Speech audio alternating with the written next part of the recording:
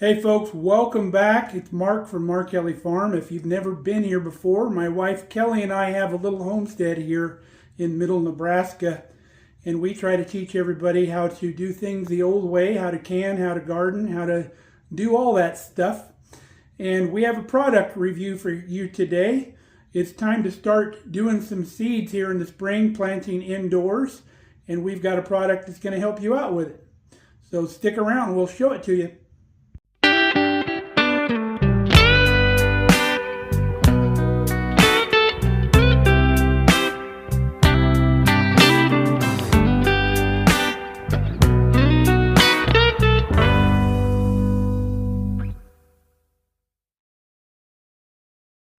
So when you research what you want to plant in your garden for the year, you're going to look at your package and they're most likely going to say plant so many days prior to your last frost date. So that means plant them indoors or in a space where they'll germinate, not out in the cold. So it's too cold out in our greenhouse right now. It still freezes overnight and it would take a lot to heat that greenhouse. And rather than heat that greenhouse, we have a product that will actually heat the seed trays that we put it in. A company called Link reached out to us to see if we wanted to try their heating mats, and most definitely it's something that we can use here on the homestead. Now we have a growing area down in the basement where we start our seeds that can't quite go out into the greenhouse yet. But even with that, our basement runs about 55 degrees, and it's still too cold down there for things to germinate because most things germinate around 70 degrees. Some of them can be a little cooler, but not too many. So this product is really going to help with that. So let's show you what we got. So what we have is a heat mat, and this is actually a pack of 4. So we can get 4 trays going downstairs.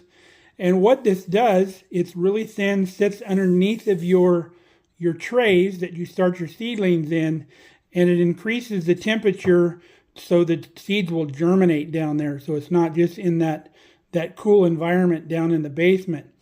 So we're going to get this unpacked. We'll get downstairs into our growing area and start getting things going. Here's what it looks like coming out of the package. They're all wrapped up together. We'll get them unwrapped. Here's our mats all unwrapped. They also provide information on their mats here, which is very handy. You don't have to look at a separate piece of paper.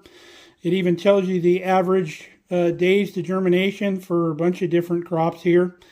And it says if you put this on an insulated surface, like a wood table or something like that, rather than on concrete, it heats up a lot better.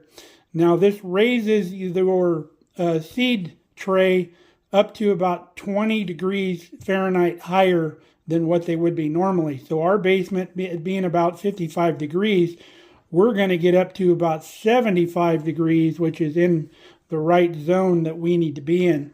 So let's get these downstairs. We'll start getting set up.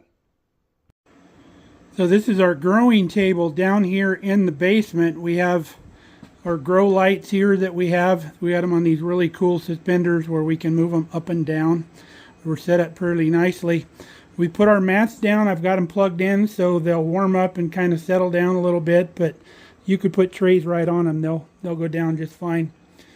But they say not to put this on any surface that's got any sharp edges because you don't want them punctured, and you don't want to put these in contact with soil or the water or anything like that. There needs to be a tray above these. So we're going to get some trays going here, and we'll start getting this place set up. Another good thing about these mats is the cords on them are like 4 feet long, so you don't have to use a bunch of extension cords to hook these things up. You should always try to use as little extension cords as possible, and these long cords make that a reality. Alright, I have my first tray in here. It's all of our peppers, because peppers have a long germination time, and we need to give them a good head start, much more than like our tomatoes and stuff like that. We've got some different kinds of peppers. We got some blot peppers, bell peppers, banana peppers, and some hatch peppers that we're going to grow this year. But we're going to get a few more trays going here and get these all more stuff started. Kelly's got some flowers and stuff she's going to do, so she'll get down here when she gets home and get more of these trays going. And we'll bring you back in a few days when we've got some stuff sprouting. All right, it's a few days later. We've already got some activity going on here.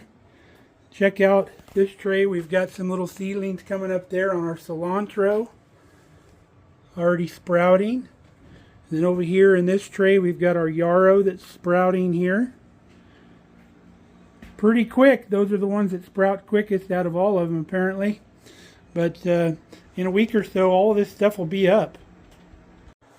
Another thing that will help these seeds germinate is the clear domes that you put on the germination or your seedling trays, because that helps contain the heat that's generated by those mats, and it also helps retain the moisture so you're not having to water as much. And then after all your seeds germinate and they're popped up, you just remove those domes off and then they'll get a lot more light. Now these things are working so well that we're going to get 4 more of our heat mats to put over here. So our later season vegetables, we can give them a kickstart about a week earlier in here and then move them out to the greenhouse around the 1st of April. So I'm very pleased with this. It's pretty cool. Now I know probably what your next question is, how much electricity are these things going to use? And I can tell you that it's very minimal, because I always check, because you don't want to overload any individual electrical circuit in your house. So I always want to know what the amperage is on an item, because you don't want to go over, say, the 15 amps that your breaker provides. So I did the math on these. They're 20 watt mats. The heating mat is to 20 watt, and we have 120 volts. So you take your watts, which is 20, divide it by the volts, which is 120, and these are only 0.16 amps.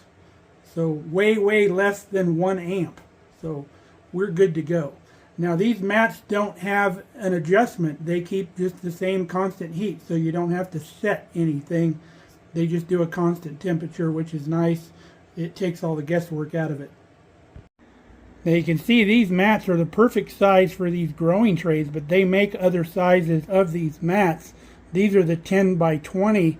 They also make a 20 by 20 and 3/4, which is a 40 watt pad. And they also make a 48 by 20 and 3/4, which runs at 105 watts. So you can get them as big as you need. I think the big one would probably cover this whole side of the table. So pretty sweet. This product has been serving us well here since we started using it a few days ago. Everything's doing good. Seedlings are coming up and everything's staying nice and warm. If you're interested in this product, we will put the link in this description of this video if you want to click on that. And we really want to thank B&Link for sending these out for us to try. We really appreciate it. So I hope you enjoyed this video, and I hope you come back and see us here on Markelly Farm. We would really love to have you back. So till next time, stay safe, stay healthy. We love you guys. Come back and see us.